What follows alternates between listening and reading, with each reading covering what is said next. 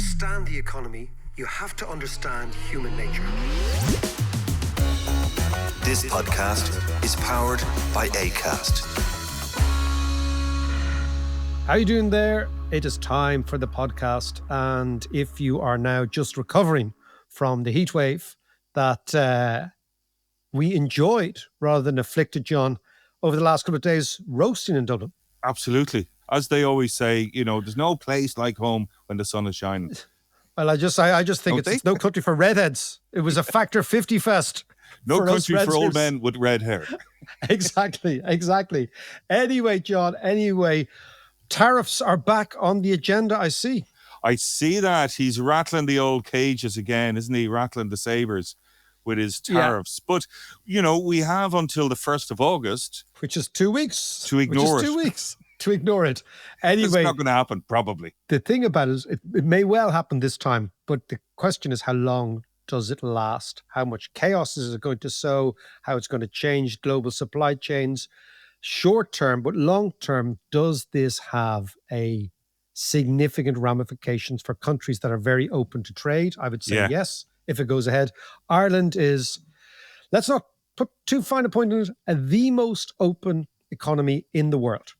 Not the second most, not the third most. Yeah. So when you add imports and exports together as a percentage of GDP is off the scale. So we have a huge amount to lose financially, professionally, strategically from a trade war. I don't think the state has been forward enough in warning people what is at stake. I think it's because they're kind of largely bamboozled by it.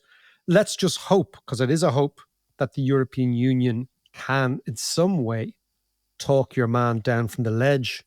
30% tariffs would be a calamity for an exporting country like ourselves, particularly if the likelihood is the European Union will retaliate. And you get a trade war. Last time we had trade wars like this was the 1930s. We know prizes for guessing what happened there. It is one of the 4 or 5 ingredients to the Great Recession or the Great Depression. But so far, the EU hasn't retaliated at all. I mean, they say they have the big bazooka of measures to fire if these tariffs go ahead. But, you know, what's going to happen then? Well, the problem for the EU is that when it comes to trade with America, the EU is extremely divided. So the French and the Italians want to make sure that booze and wine in particular is kept off the table. The Germans in particular want to make sure the cars are kept off the table. The Irish in particular want to make sure that pharma is kept off the table and that big tech is not used as the revenge mechanism for the European Union. What's which left the French on the want. table then? That's the point. And this is one of the dilemmas of the European Union, is that faced with an existential threat that affects everybody equally, the European Union can actually respond. So, for example, Russia invading Ukraine, almost everyone says, okay, we're all on the same side here.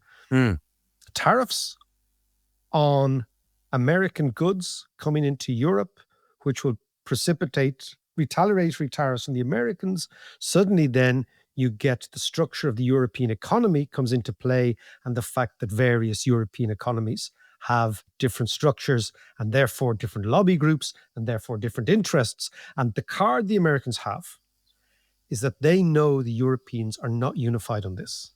Yeah. And as a result of that, they're thinking the chances of retaliatory tariffs from the EU are low. In contrast to China, where China speaks with one voice, it's the voice of the great leader. Yeah. And the great leader said to the Americans, you want tariffs? Come and have a go. If you think you're hard enough, we will slap them back on you. So again, a topic that we're going to come back to in the next week or two. One of the strengths of the European Union is what I call the strengths of weak ties, right? In the network, right? The fact that the ties between the European countries are kind of weak. And that actually allows the network to grow and to adapt and to change. It's this idea of network economics. But the problem with weak ties is if you're faced with one unilateral enemy, those weak ties can atrophy the unity of the European Union. And I suspect that's what the European Commission are dealing with now, because everybody has their own special relationship with the United States on an economic and product level. And that always means that unilateral action is extremely, extremely difficult. Yeah, Maloney seems to be the most pragmatic pro-US of all the big Well, EU she countries. gets on better. She Mm. is from the same intellectual stable as the MAGA people. You know, the Fratelli, the brothers of Italy, that Yeah. she is the boss of, are much more ideologically and philosophically close to the MAGA movement than, for example, Macron is, or than, Yeah. for example, the CDU in Germany is. So Meloni has the advantage of, at least her policies are what they would say congruent with MAGA, and therefore Yeah. they like her. They like Yeah. her more. She's also a very, very interesting, wily, and I think in the Italian stages, very brilliant politician for the Italians. She's popular in Italy. She's managed to play everybody extremely well, the Americans, the EU, all that sort of stuff. Mm. And it's actually on that sort of area that we're going to have a discussion, John, today. Because what the tariffs show is that running a country like Ireland requires deep, deep strategic thinking. And you can't have all your eggs in one basket. What we cannot do is we cannot outsource the responsibility of our tax base to American multinationals, because that lays us A, massively, massively exposed to the decisions of the White House, but B, also, it means that we create a welfare state around a very fragile tax base. Yeah. And if people expect this money to keep coming in and the money stops, then you're going to get what all politicians hate, which is having to take decisions based on austerity, right? And then the question is, however bad austerity was in 2008 in terms of how people managed it, how people accepted it, how people actually reacted to voting, what happens austerity in 2026 when the economy and the society look completely different to what it did in 2008? Yeah. Yeah. And I think what we're going to talk about, John, is the link today between immigration and the housing market. And the question is it possible in any economic model to get housing under control if you don't control the amount of people who are looking for houses? And a large part of that is the amount of people who are coming in on new issued work visas. Yeah. And I think the other reason I want to talk about immigration is that I think that we are in danger in Ireland of allowing the immigration issue to be owned by the people who say burn them out. In the same way as in the 1970s, the big danger in Ireland and 80s was that the provosts owned the flag, that the provost spoke for Irish nationalism. Yeah. And the state was extremely adroit at making sure that the provost did not speak for the Irish people and did not speak for Irish nationalism. And in fact, the culmination of that is the Good Friday Agreement. Yeah. Now I think it's incumbent on the state to take back the issue of immigration from the burn them out crowd, simply because immigration is an issue for all of us. And if you allow radical people to own that area, and if you cede the political and economic discussion to a radical fringe, they will end up owning it.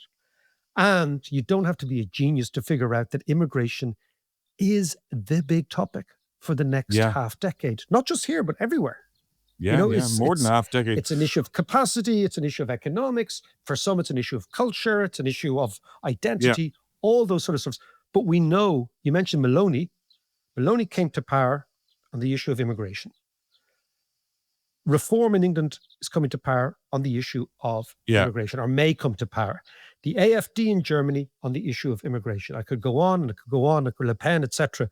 It is the issue of our time. And if the center decides that we won't touch this because we're going to be called racist, or we're going to be called, uninviting and unwelcome, and then you give the biggest issue facing many countries to a radical group who will use that issue to maximize their potential.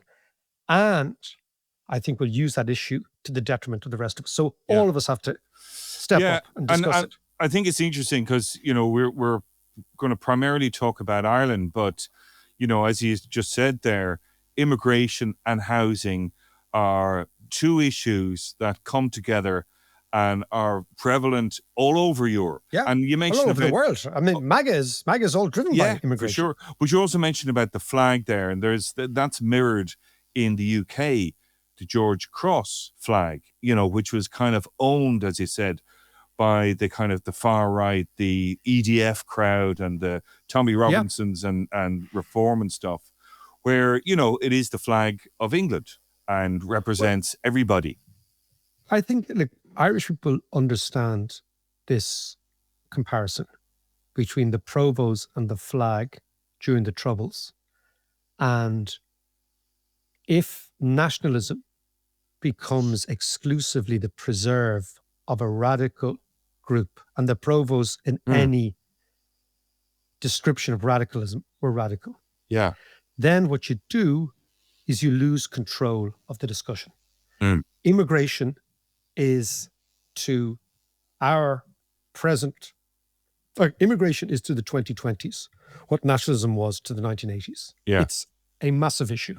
And we can't absolve ourselves of the responsibility of talking about it. And again, when I come back to this basic issue is Ireland needs immigrants. The health service couldn't survive without them. The construction service, restaurants, retail, everything, right? We need immigrants. But the question is there a number on the amount of immigrants that we can actually deal with?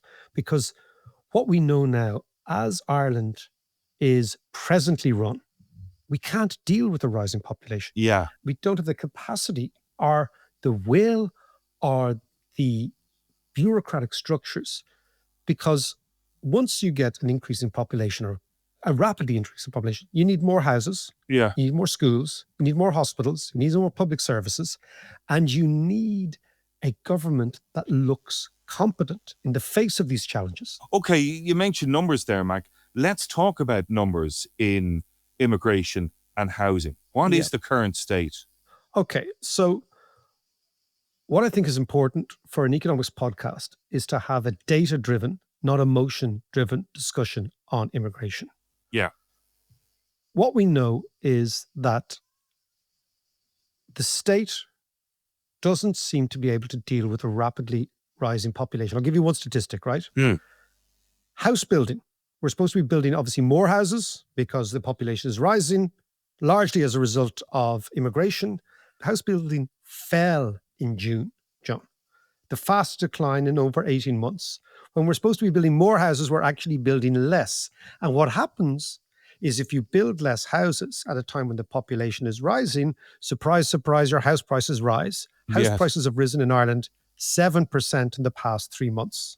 The average Dublin home is now just shy of €500,000, which is crazy. Absolutely crazy. And of course, the punter pays. The punter pays, right?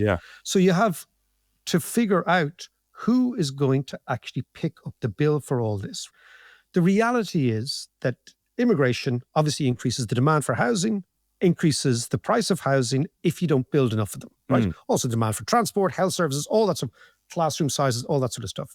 Now, the interesting thing is economists talk about labor, but you can talk about labor, but actually labor is people, and people come with their families, and their families require what families need to live, which is hospitals, water supply, electricity, railways, schools, homes, etc. So unless you are able to actually provide the infrastructure for those families, what you're going to get is you're going to get a rapid increase in prices, or a rapid increase in waiting lists, or a rapid increase in traffic, or whatever, because you don't have the ability to, not the ability, but you don't have the actual managerial competence to absorb in enough people. You've always said that demographics is everything in economics. So how have the demographics in Ireland changed over the last 10, 20 years? Well, it's the last 10, 20 years. So between 1995 and 2015, the total number of immigrants into Ireland was 1.1 million, nearly 1.2 million. Yeah. So that's a pace of around 50,000, 55,000 per year over a 20-year period. Okay. Since then, things have changed rapidly. So between April 2022 and April 2023, Ireland welcomed in approximately 141,000 immigrants. So you're getting an almost tripling of the rate of immigration, right?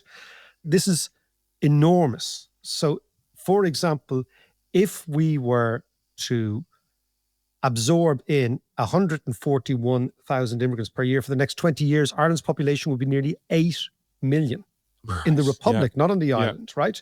So we have had a very rapid increase in immigration in the last 2 or 3 years. That is putting huge strain on the system.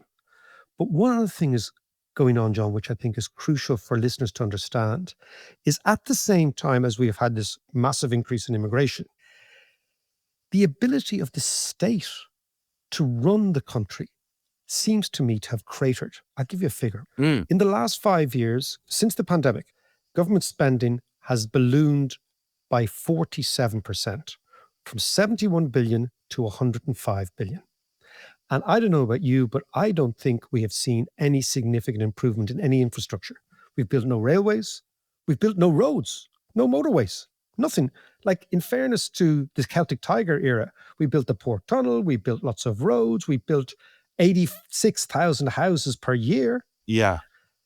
Here we have seen government spending increase by nearly a half in 5 years. And there's nothing to show for it. So it's all gone into this black hole of a combination of expanded public sector, of increased welfare payments, et cetera, and what you're not seeing is the infrastructure that is necessary to create the conditions to allow house prices to remain stable in the face of immigration. But why is this? Is this incompetence? Is this a function of a coalition? So there's no real decision making there, or, it's just so everything's so muddled. Everyone's trying to be all things to all men. There's no leadership, John. There's no managerial leadership in the public sector at all. Nobody has skin in the game. And when you don't have skin in the game, when your job and your income and your wages are not dependent on your performance or some outcome, what you get is drift. Now, what we've had in Ireland is drift, and this comes back to the multinationals. The reason we've allowed this drift, or we haven't noticed this drift, is we've had this tax windfall from the multinationals. Yeah. If that were to disappear, so one of the problems is, it's always been said in business, a tight budget focuses the mind. Yeah. You think, okay, we've got to figure stuff out here. We've got a budget, we've got to meet our budget targets, right? A loose budget, like we have had under this present administration and the previous one. So the last two Fine Gael, Fianna Fáil administrations have led to the economics of populism, it seems to me, where government spending has gone up by an extraordinary figure. Like, when we're talking about 34 billion increase in government spending over the last 5 years and nothing to show for it. Yeah. Except for the fact the bicycle check. that we have a bicycle check, exactly. And of course, rising house prices. Yeah. So the problem is that immigration is driving up house prices, as well as lots of other factors, supply problems. We can't keep away from the idea that demand, John, is driving up the prices. And all the while, you seem to be in this situation where the Department of Transport isn't talking to the Department of Houses, isn't talking to the planners.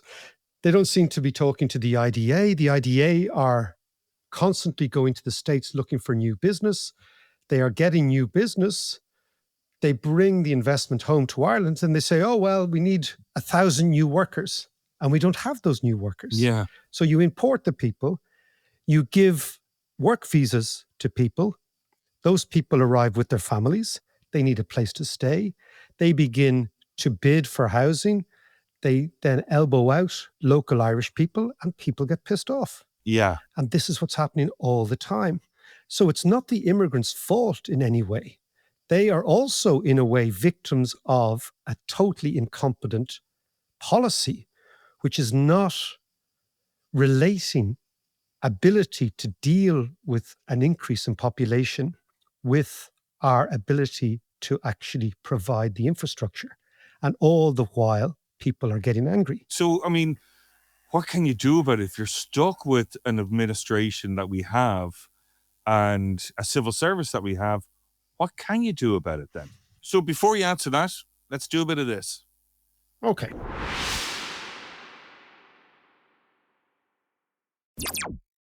So, Mike, we have rising house prices because of all the pressures of immigration pushing up demand and a severe lack of supply.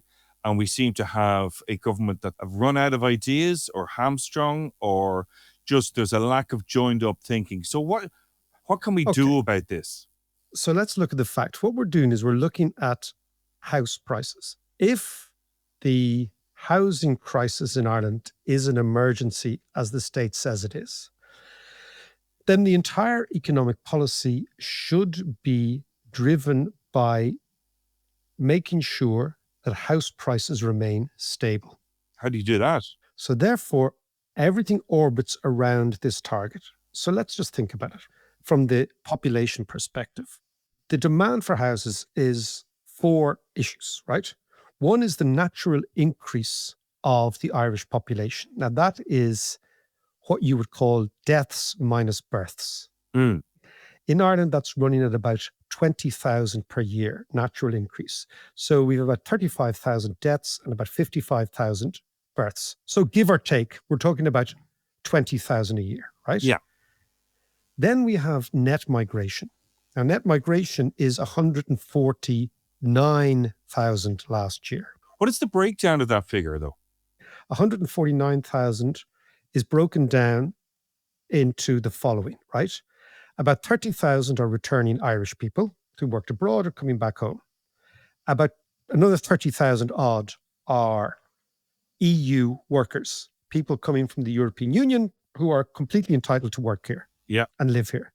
About 5,000 are coming from the UK, and they again are governed by our relationship with the UK. That leaves about 85 to 90,000 are non-European workers, a combination of asylum seekers, refugees from Ukraine, which is obviously that figure has fallen now because there's not many refugees coming, and people who are coming here given work visas. So it's that 90,000 that you can legally, that's what I mean, illegally affect as a state. So just keep that in the back of your head. So that's the breakdown of the population. So that's the second verse, net migration. The third thing that affects house prices, John, is what they call head count. Now, what that is, that if you remember, when we were kids, the average Irish family had 4 kids and parents. So that's 6 in a house. Or 5 in a house, right? Now, that has dramatically changed over the years. And now, on average, there are 2 people in a house. Now, what does that mean for house building? It means you have to build more houses, because whereas there used to be 6 in one house, there's now 2 in each dwelling, house, home, apartment. So you have to build 3 of those. So as Irish family size becomes much more like the European average, you got to build even more houses. Right? Yeah. And then the last thing about houses is obsolescence, that, old buildings crumble eventually. So you have to replace them. So what you have is these 4 factors, right? You can't change obsolescence because that's a legacy issue. That's inherited. The amount of the housing stock that is over 50 years old down the country, that's quite a lot. Particularly if you go through country towns, you see, and of course, part of the obsolescence is dereliction and dilapidation and vandalism and all that sort of stuff. Vacancy, right? Yeah. The head count you can't change because that's the way the society is evolving. Fewer and fewer people living in each particular home. The natural increase you can't change because why? That's the amount of babies are born in the country minus the amount of deaths. No, you can't change that. So then you've got to look at the migration figure, and you look at, okay, well, of the 141 or let's say the 150,000 odd who came in, right? You have 30,000 Irish, you can't change that. They're coming home. 30,000 EU, you can't change that. They're legally entitled to be here. 5,000 UK, you can't change that. So that's about 65,000 odd spoken for legal. Then the question is, of the other 140,000, we're talking about 80 to 90,000 who are here on the basis of active government immigration policy that you can legally change. So unless you take out a proportion of these 85 to 90,000 new immigrants who are arriving here, you're never going to stabilize the housing market. Yeah. And I'll tell you why. Do you know how many houses were built in the 12 months to April 2024 in this country? Tell me. 30,320. Okay. So you have, right, think of it, you have 141,000 migrants coming into the country. You're building 30,000 houses.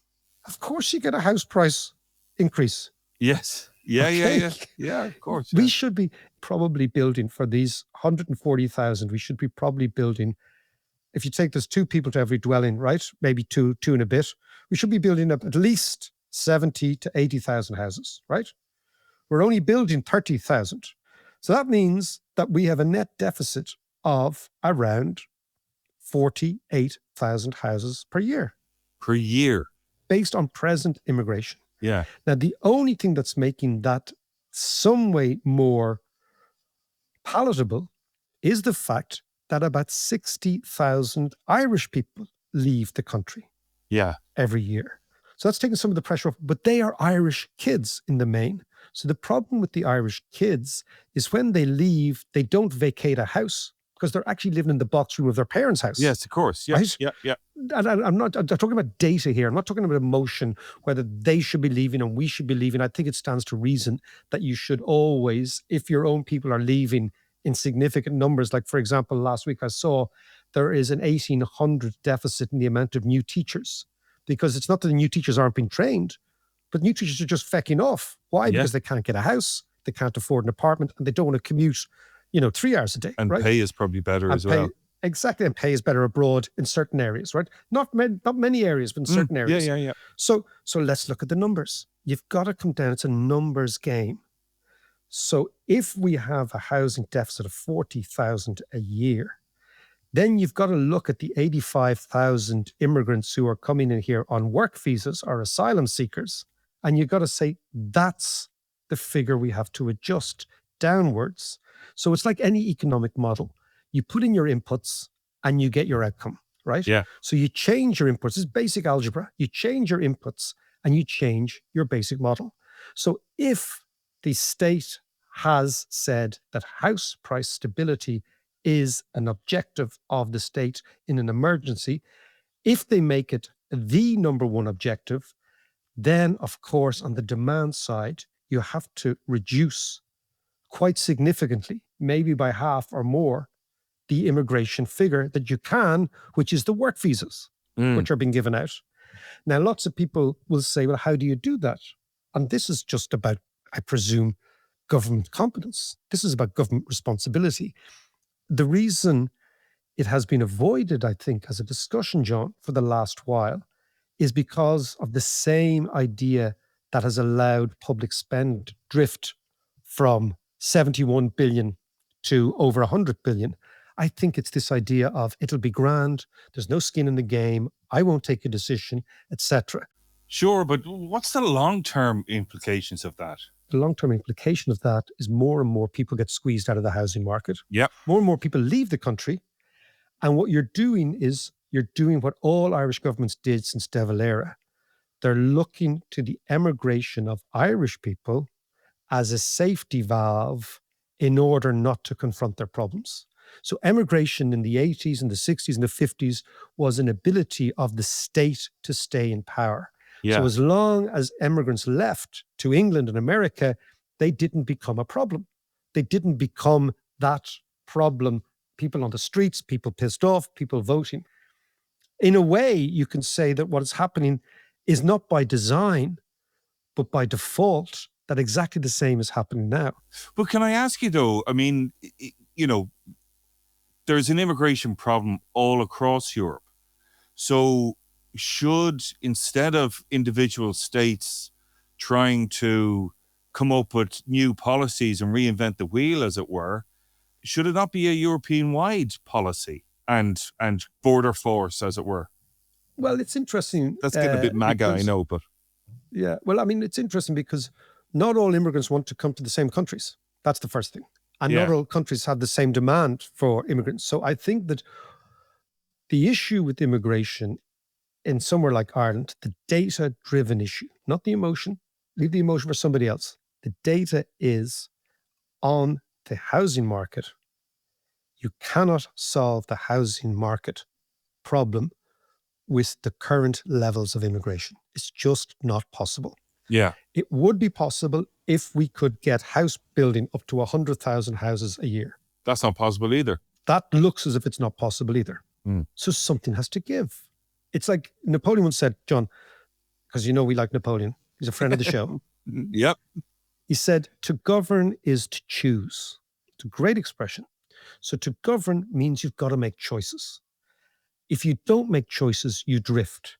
If you drift, the only way in which you can actually escape making choices is if you have high net emigration of Irish people, of voters, which is what we have now. Yeah. Which is why our podcast is listened to in Australia, in America, in Canada, in the UK. There's a huge Irish diaspora, a current Irish diaspora, people in their 20s, people in their 30s, people who've left for opportunity. But one of the reasons they're not coming home is because of the housing market. They're thinking, fuck it, I'm not going to come home and live miles away or in a little shitty box. Wherever I am, I can get a better standard of living.